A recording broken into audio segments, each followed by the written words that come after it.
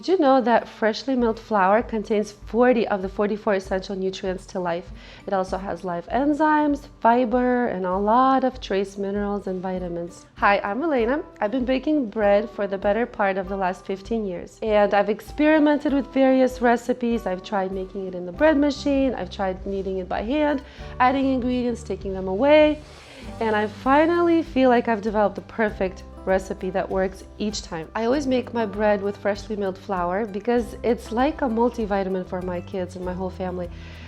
I feel like if that's all they eat with just grass-fed butter, they've got their multivitamin for the day.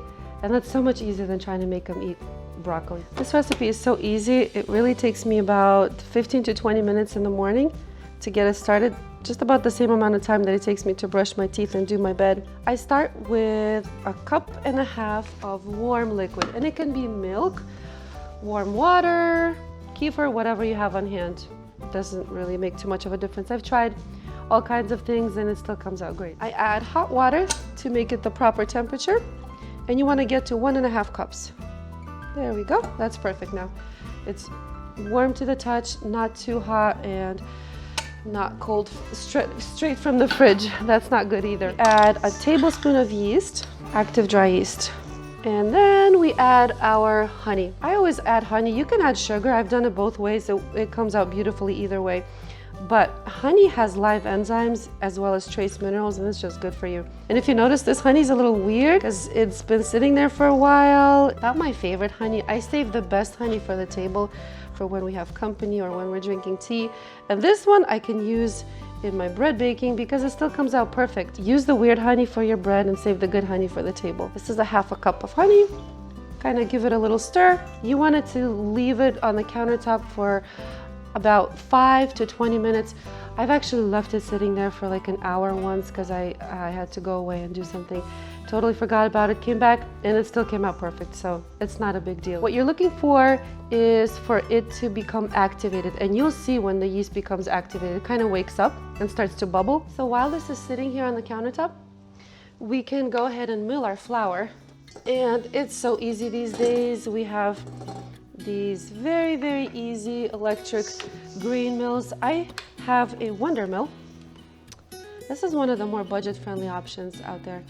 And it works just fine. I've used it for years and years, and it produces a beautiful loaf each time. Now, when I first started milling and making my own bread, I became a little bit overwhelmed with the various grains out there because it turns out there's a lot of variety when it comes to grain. After experimenting with this on and off, trying different things, researching, reading about it, I've come to the conclusion that the best one, if you're just starting out, is just do hard white wheat. You want to use hard because hard wheat has more protein, and so it helps the bread rise well.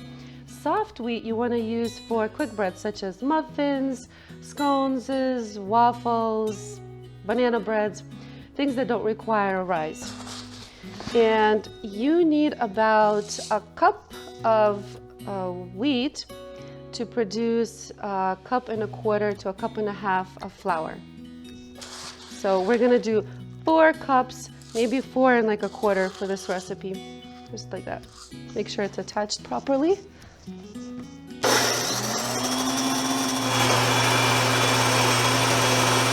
If you look carefully, you can see the bran and the fiber. That's what's so great about this flour is the anatomy of a grain of wheat is that it has 3 parts. It has the germ, the bran, and the endosperm. The difference between store-bought flour and freshly milled flour is that the store-bought flour only contains the endosperm, which is basically just starch and carbohydrates. The freshly milled flour contains the germ, the bran, and the endosperm. And the germ and the bran is what contains most of the nutrients. It has all that great stuff that we need for life. So this is ready to be used. You can see that the yeast has already activated and it's become bubbly. It's ready to go into the dough. This is what you want it to look like. And like I said, if you wait longer and it becomes even more bubbly, even better. So interesting fact about wheat is that it loses about 40% of its nutritional value in the first day. And believe it or not, 85 to 90% of its nutritional value in the next 2 to 3 days. So you really do want to make it fresh and use it right away. Oh, and I forgot to mention the reason why they removed the bran and the germ from commercially milled flour is because it spoils quickly on the shelf. And they want to make money, not lose it. So they have to remove it in order to make a product that has a long shelf life. All right, so this is ready to go in. We can start putting it together now. As you can see, it's very bubbly. We still have that honey on the bottom, that's okay. I'm gonna help it along. That's it. And now we will add the oil. We need 1/3 cup of oil, and you can use any oil you have. I just like this extra virgin olive oil with smooth, medium flavor. I've tried every kind of oil, I've tried butter, it all works wonderful. Like I'm telling you, this recipe is just not finicky at all. Very easy. And now is a good time to put in the salt. The salt, you don't want to put it in too early, especially not with the yeast when you're first trying to activate it, because salt and yeast do not get along. The salt will inhibit your yeast from rising right away. It will eventually let it do it, but it's going to take a long time. You need 2 teaspoons of salt. And honestly, now that I've done this so many times, I don't even measure anymore. I just kind of go into my hand, throw it in, done. The last 3 ingredients that I'm going to add in are all optional. But I do like to add them in because I've learned with experience that they produce a much better loaf. I love these eggs. They're freshly laid by our own chickens. Look at how beautiful they are, all different colors. I'm so proud of my little egg basket here. Now, eggs are optional, and I've tried baking it both ways, with or without the eggs, but I feel like they add just so much golden color to the end product. They make a tender crust, they add a soft, smooth texture, and they do act as a leavening agent, which encourages rising, and it also enriches the flavor. So now I'm gonna add the lecithin. We need about a tablespoon of that in this recipe. It's really okay if you add more a little bit. It's not gonna ruin the loaf. Or like I said, you can just skip it altogether if you don't have it. Now, lecithin is a naturally occurring phospholipid, which basically means that it just helps the body to break down and absorb fats. It creates a less sticky and smoother result and acts as a dough conditioner, basically just softening the bread. Now, I don't like to use soy lecithin because it can mess up your hormones. I prefer to use lecithin from sunflower. And this is Vital Wheat Gluten. You want to just add a teaspoon of that. Now, gluten is what gives the necessary support for your dough in order for it to rise properly. And since freshly milled flour is heavier than store-bought due to the flour and bran content, some people like to add the gluten in. I've tried doing it both ways, and I find that the end result is so much better with gluten. And look at this. Can you see all that great fiber in there, the bran and the germ? This is all the great stuff that's going into your bread. So I'm gonna add about 2 cups at first. Mix a little bit, wait and see, and then add some more. So you can see that the dough is kind of starting to come together a little bit. You want to keep adding as you go along. This is the 3rd cup. This is cup number 4, and we'll do 5. Now, the reason we mix, you may wonder, why do we need to knead the dough? That's because when you first start making the dough, the gluten is all over the place. It's like a bunch of Legos that are kind of spread out on the floor every which way.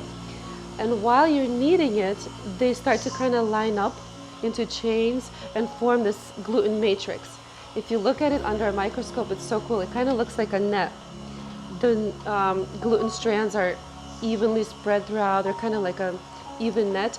And so when the yeast is eating the sugar, it's producing carbon dioxide. It gets stuck in each of those little nets or those cells and causes the bread to rise up high. So that's how you get a nice high rise. Okay, so look, it's starting to come together and it almost looks like Play-Doh. And I'm not gonna rush to keep adding all of the rest of the flour because since today's a sunny day, I might actually need less flour because the atmosphere is not as humid, so it may not need all the rest of the flour. Oh, and if you look, You can almost see the gluten matrix forming. Can you see how those strands are starting to kind of come away from the side of the bowl? That's the gluten matrix forming right there. Isn't that cool? We're gonna add a little bit more flour because it's still a little bit wet. So this is cup number 5.5 now for us. So this dough is ready now. And I can tell because it's come together nicely into one solid piece, but it's still a little bit sticky, which is good. Because if you make it too hard, what's gonna happen is it's just gonna crumble apart when you try to cut it later. So you do want it to be a little bit sticky, but doughy, I guess is the way to put it. Bit sticky, but I can shape it, you know, I can do stuff with it. So that's good. So the way I let it rise is I just cover it with saran wrap in the same bowl that I've been mixing it in all along. And I leave it in a warm oven for about 1 hour to 3 hours, just depending on what my day's like that day. If I'm a little busy and I have things to do or errands to run, I'll come back to it in 2 to 3 hours. If I can do it in 1 hour, then I'll do it in 1 hour, but mostly I just watch it. Whenever it doubles to triples in size is when it's ready. Pretty much when it's up to the top. That's when I know it's done and ready to go into the oven. So here we go. That's it. Warm the oven up for 3 minutes. That's it. So it gets to be about like 110 degrees, maybe 100. And I keep it in there the whole time. Okay, so the dough has been rising for about 3 hours. And it's definitely ready for the pans now. You only need to have it rise between 1 and 3 hours. And you can see how it's actually tripled in size. So that's an excellent dough. It's ready to go into the pans now. What I like to use is either a metal loaf pan or my Dutch oven, because I noticed I used to always use silicone molds, but I noticed that they don't always bake through as well as these do. So I've switched to just using these two. And I'm gonna do both. I'll do half into this and half into this so you can see what it looks like. We'll line our loaf pan with some parchment paper because you want it to come out easily. I'm just gonna trim this down to the right size. A perfectly lined pan. And if you look at the dough, it's still a little bit sticky, which is good. If you want to err on one side or the other, you'd rather it be a little bit stickier than too dry. If it's too dry, then the bread is going to crumble, and that's not a good thing. So I kind of roll it out just a little bit.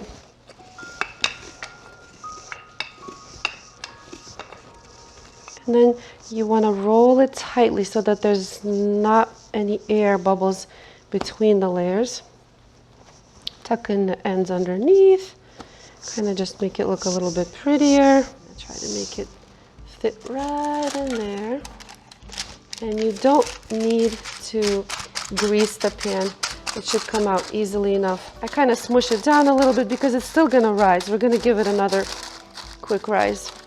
And then this one we're going to shape into a round shape, and it's gonna go into our Dutch oven.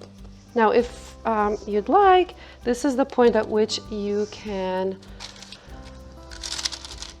do an egg wash on the top and add sesame seeds, poppy seeds, whatever you like to do.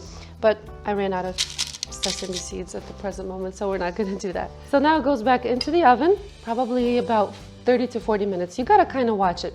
What you're looking for is you want it to rise 3/4, but not all the way. So you don't want it to be as big as it's gonna get. And this takes some practice. The last probably quarter rise happens while it's baking, and that's gonna really push it up and it's gonna make it fluffy. Okay, so let's put it back in the oven. The oven should be a little bit warmer than room temperature, not too hot. All right, let's take a look at our loaves.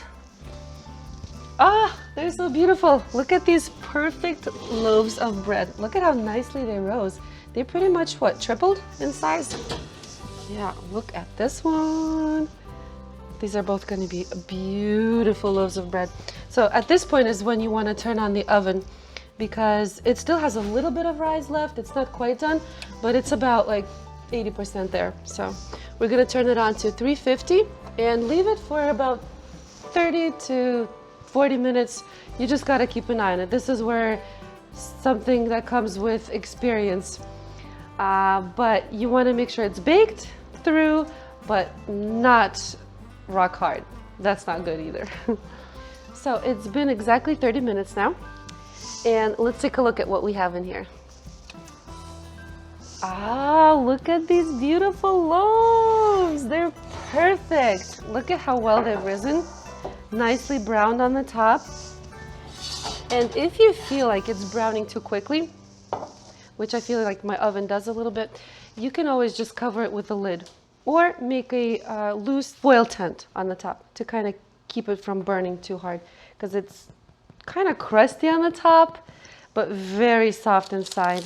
I just know it. So what I do is I normally just put it on my trusty old cutting board here. Just cover it with a clean, fresh towel. Look at this loaf. It's like as light as like fluff. I don't know if that's a good thing. It's as light as cotton. It smells so good. The whole house smells wonderful when you're baking. This is one of my favorite parts of baking. It's just this amazing smell. And that's it. And because it's standing on a towel, the towel will kind of absorb the unnecessary moisture. And so it will not sweat. That's what you want. You don't want it to get all sweaty and wet on the bottom. Once it cools down, we'll cut a slice and try, and I'll show you guys what it looks like inside. But you don't want to cut it too soon while it's still hot, because that'll kind of smush it down, and that's not a good thing. It's cooled down a little bit. I think we could probably wait a little bit more if we wanted to. Look at this beautiful loaf of bread. Look at how soft it is. It's like cotton, guys. It's like amazing. And this is whole wheat bread, freshly milled flour. It's got every vitamin practically necessary for health. And it's so easy. I feel like anybody could do this. This bread will keep out of fridge and at room temperature for about a week. But honestly, mine hardly ever lasts that long. I have a hard time keeping up with the bread demand around here. Usually I bake between 3 to 5 times a week because my kids just devour it fresh. They love it as soon as it comes out of the oven. So usually within 2 days it's gone. But I have seen it last for a week and it's still fresh. It still cuts beautifully. In fact, it cuts better the next day than when you first bake it. But look at this. So easy. It's foolproof. It always comes out like this. The bread is absolutely amazing. It's like almost like Wonder Bread. It's so soft. It slices easily. It makes great sandwich loaves. It hardly crumbles. And if you're gonna make just one change in your family's health this year, I strongly recommend that you try making your own bread. I don't think you'll be disappointed.